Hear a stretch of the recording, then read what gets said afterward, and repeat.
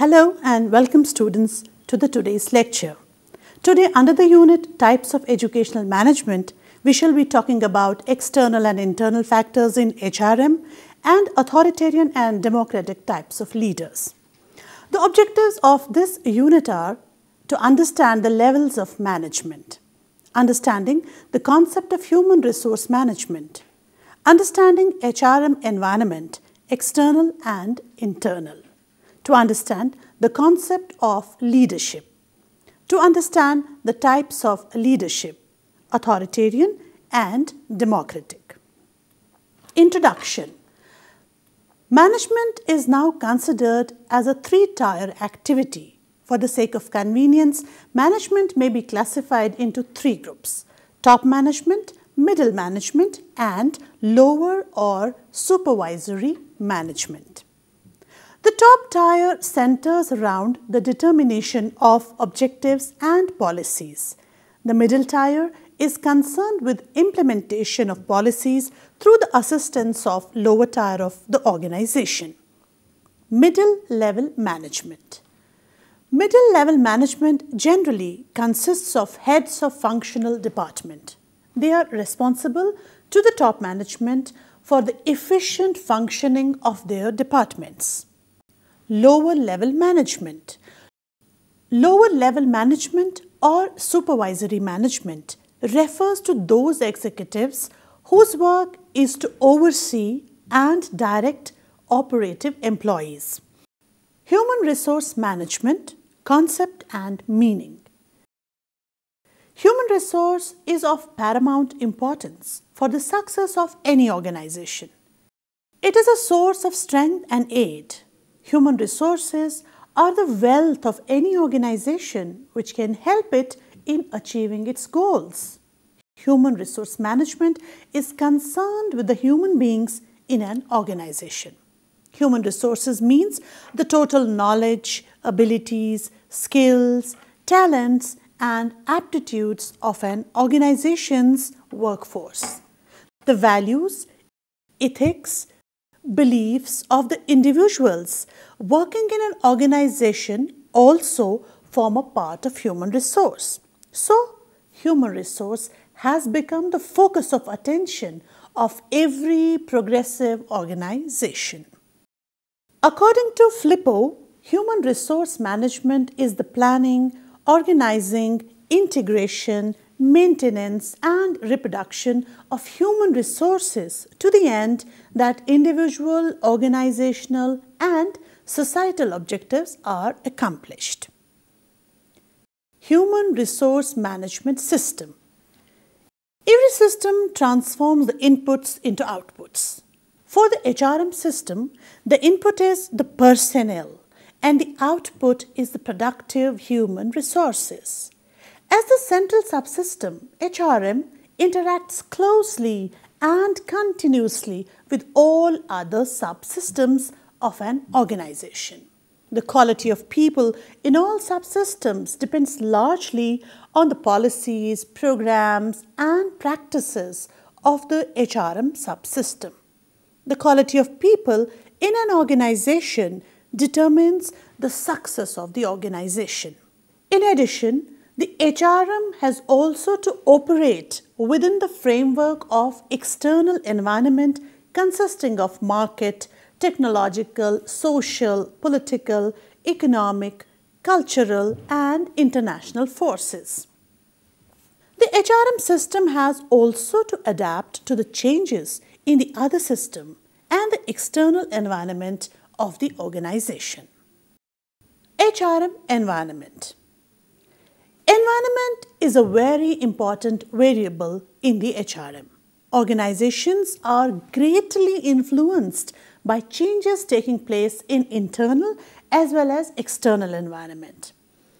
The environment of a business refers to the aggregate of conditions, events, and influences that surround and affect it. In today's environment, there are a number of factors affecting the employment equations and relationships that affect how the HR managers have to work effectively to achieve their goals. Some of these are referred to as the internal factors and some external, which reflect the way how the organizations respond to the changing trends. External environment. The external environment consists of those factors which affect an organization's HR resources from outside the organization. The job of HR manager is to identify these external factors and to balance the demands and expectations of external factors with the internal requirements and achieve the organizational goals efficiently and effectively. Number 1, economic factors. It includes all those economic forces which affect the HR functions. Highly relevant economic factors are suppliers, customers, competitors, and globalization. Number 2, political legal factors. The political legal environment covers the impact of political institutions on HRM department. All activities of HRM are in one way or the other affected by these factors. HR planning, recruitment and selection, placement, training, remuneration, employee relations, and terminations are governed by the constitutional provisions. Number 3, social and cultural factors. The social and cultural factors play a major role in an organization's functioning today. Any organization has to operate by public consent to satisfy society's needs. For the smooth conduct and growth of an organization, the social and cultural ethos needs to be taken care of properly. Number 4, technological factors. In the present competitive world, technological developments and advancements can dramatically influence an organization's environment. Technological advancements, in fact, can create new competitive advantages that are more powerful than the existing ones.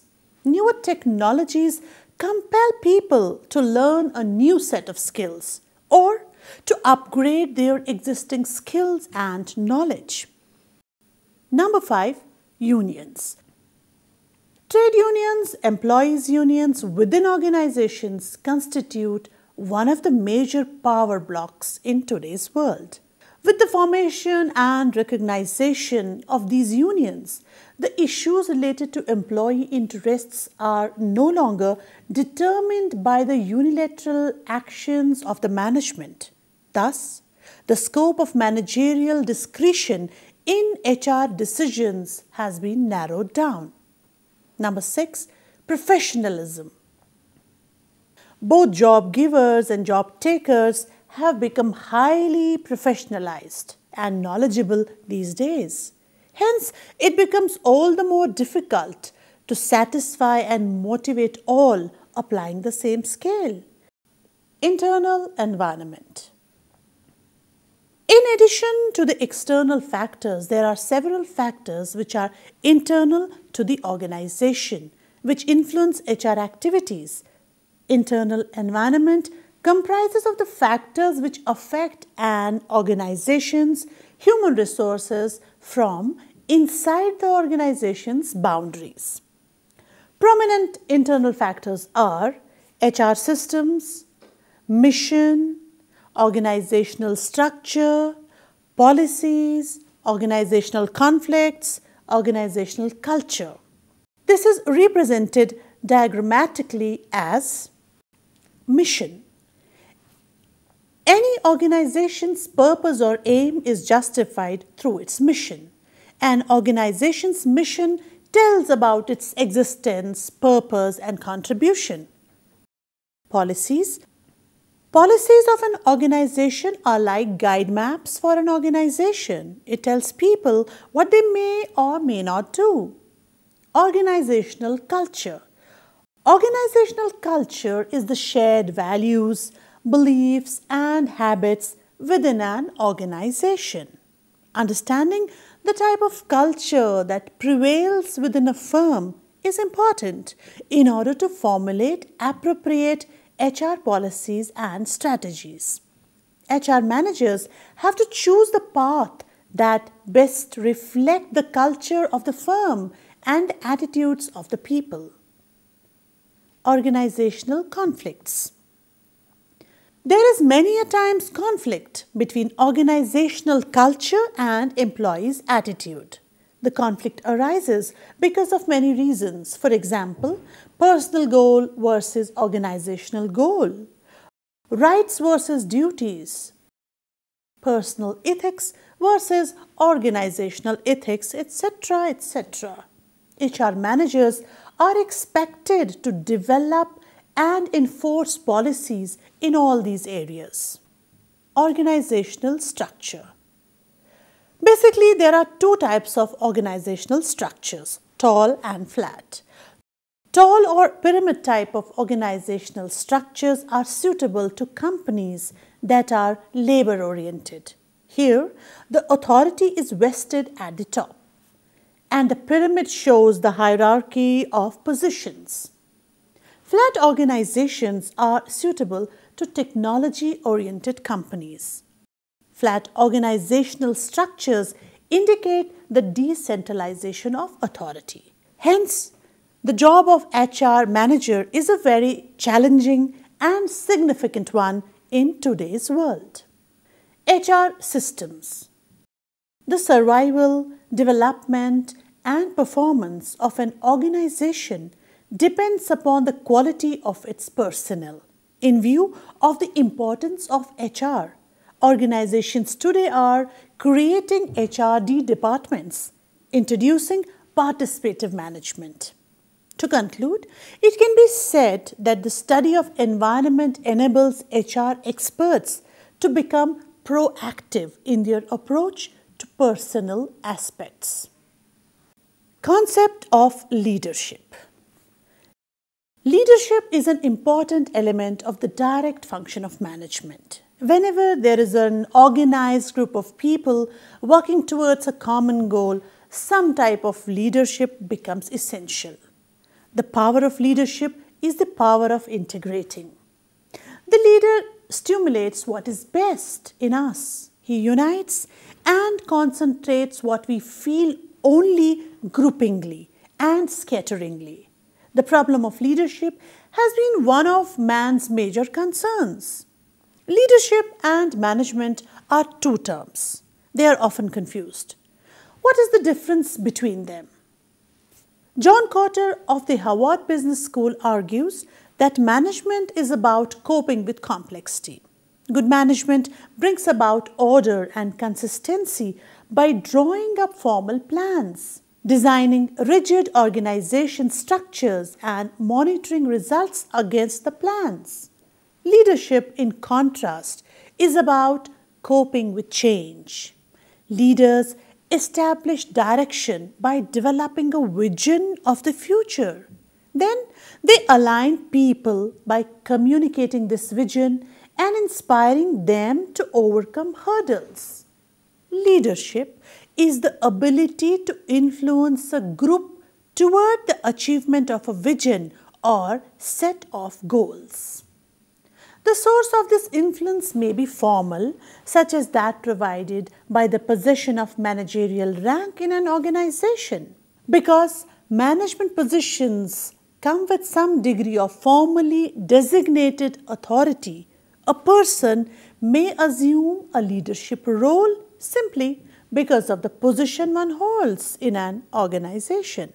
But not all leaders are managers, nor all managers leaders. Just because an organization provides its managers with certain formal rights is no assurance that they will be able to lead effectively. Leadership has been defined in various ways. Some of the definitions of leadership are: according to Alford and Beatty, leadership is the ability to secure desirable actions from a group of followers voluntarily without the use of coercion. Kuntz and O'Donnell say, Leadership is the ability of a manager to induce subordinates to work with confidence and zeal. According to Louis A. Allen, a leader is one who guides and directs other people. He gives the efforts to his followers and directions and purpose by influencing their behavior. Nature and characteristics of leadership. The important characteristics of leadership are: number one, leadership is a personal quality. A leader must be exemplary. According to L.G. Erwick, it is not what a leader says, still less what he writes, that influences subordinates. It is what he is. And they judge what he is by what he does and how he behaves. Number two, leadership implies existence of followers. In a formal organization, a leader is appraised by studying his followers. He has to be able to be both a leader as well as a follower and be able to relate himself both upward and downward. Number three, leadership involves a community of interest between the leader and his followers. The objectives of both the leader and his followers are one and the same. If the leader strives for one purpose and his team of workers work for some other purposes, it is no leadership. Number four, leadership is a process of influence.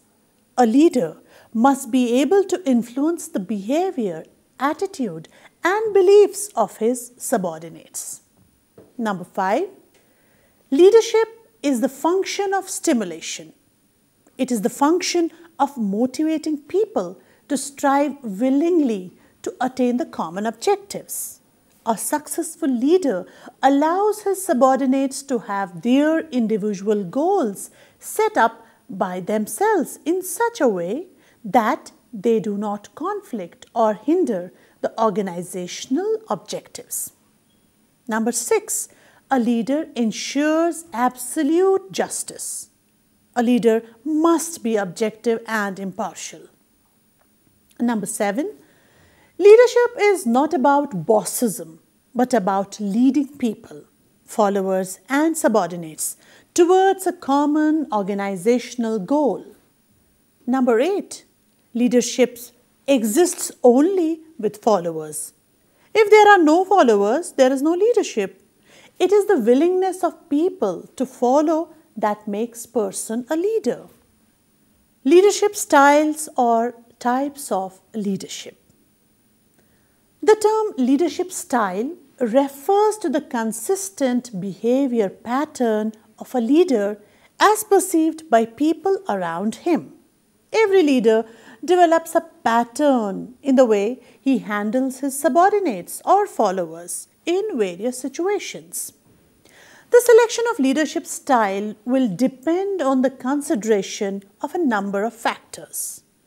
Tenenbaum and Schmidt have pointed out the important factors that affect the choice of a style of leadership. They are: number one, forces in the manager, that is, the manager's personality, experiences, and value system. Number two, forces in the subordinates, that is, the subordinates' readiness for making decisions, knowledge, interest, need for independence, etc. Number three, forces in the situation, that is, complexity of the problem, pressure of time, etc. So, according to their attitude and behavior patterns, leaders are classified as: number one, autocratic or authoritarian style leader. Number two, democratic or participative style leader. Number three, laissez-faire or free-rein style leader. And number four, dynamic or paternalistic style leader. Social scientists who classify distinct types or styles or behaviors of leaders say that they have different effects on the dynamics of groups and organizations. The leadership styles vary in multiple ways, including the functions of leadership, the roles of followers, the settings most appropriate for each leadership style, and the leadership styles, relationship, authority, and control. The leadership styles or behaviors influence the leader-follower relationship, group success, group risk-taking, group problem-solving, strategies, group morale, and group relations. Let us try to understand all these styles in detail. Number 1, autocratic or authoritarian style. Authoritarian leaders, also referred to as autocratic leaders, are characterized as domineering. Authoritarian leaders make policies and decide appropriate division of labor from afar. They tend to be distant and aloof from their group. The autocratic leader gives orders which he insists shall be obeyed. He determines policies for the group without consulting them and does not give detailed information about the future plans, but simply tells the group what immediate steps they must take. In other words, an autocratic leader is one who centralizes the authority in himself and does not delegate the authority to his subordinates. No suggestions or initiative from subordinates is entertained. Authoritarian leadership is gained through punishment, threat, demands, orders, rules, and regulations. The functions of the authoritarian leadership include unilateral rule, making, task assignment, and problem solving, while the roles of authoritarian followers include adhering to the leader's instructions without question or comment. Authoritarian leadership is appropriate in settings with a constant stream of new employees, limited decision-making, time or resources, and the need for large-scale coordination with other groups and organizations. Authoritarian leadership is not suited to the environments in which members desire to share their opinions and participate in decision-making process. Thus, under this style of leadership, all decision-making power is centralized in the leader. The autocratic leader stresses his or her prerogative to decide and order and subordinates obligation to do what they are told to carry out. This style of leadership may be practiced to direct those subordinates who feel comfortable to depend completely on the leader. Critics of authoritarian leadership argue that the leadership style leads to high member dissatisfaction, turnover, and absenteeism. Number 2, democratic or participative style leader. Democratic leaders are characterized by collective decision-making, commandeer, active member or follower involvement, fair praise, and restrained criticism. They facilitate collective decision-making, and democratic leader is one who consults and invites his subordinates to participate in the decision-making process. Democratic leaders offer their followers choices and support. Democratic leadership, also referred to as participative leadership, reflects democratic principles and processes including inclusiveness, self-determination, and equal participation. Democratic leaders should not be confused with those who hold elected positions of power. For example, Mahatma Gandhi was a democratic leader who lacked a formal position of power. Democratic leadership gains its authority through accountability, active participation, cooperation, and delegation of tasks and responsibilities. The functions of democratic leadership include distributing responsibility within the group, or organization, empowering members and facilitating group deliberations. The roles of democratic followers include willingness to take personal responsibility for the group or organization, willingness to be held accountable for their actions and decisions, willingness to maintain their group's autonomy and freedom, willingness to take on the role of leader as needed or appropriate, and willingness to work with their leaders. Democratic leadership is appropriate in particular settings such as an international association, a democratic nation, a public university, a cooperative social group or organization. Democratic leadership is not useful or required in groups and organizations with clearly defined and unchanging guidelines, rules and practices. Ultimately, the role of a democratic leader is ideally shared in a group or organization. Democratic leadership is distributed and changing.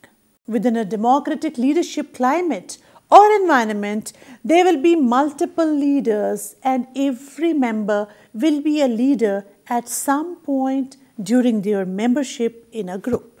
Mutual trust and confidence is also created, resulting in job satisfaction and improved morale of workers. It reduces the number of complaints, employees' grievances, industrial unrest and strikes. But this style of leadership may sometimes cause delay in decisions and lead to indiscipline in workers. The democratic or participative style of leadership implies compromise between the two extremes of autocratic and laissez-faire style of leadership. Thank you, students. The other two types we'll be discussing in the next class. Hope you have enjoyed today's lecture.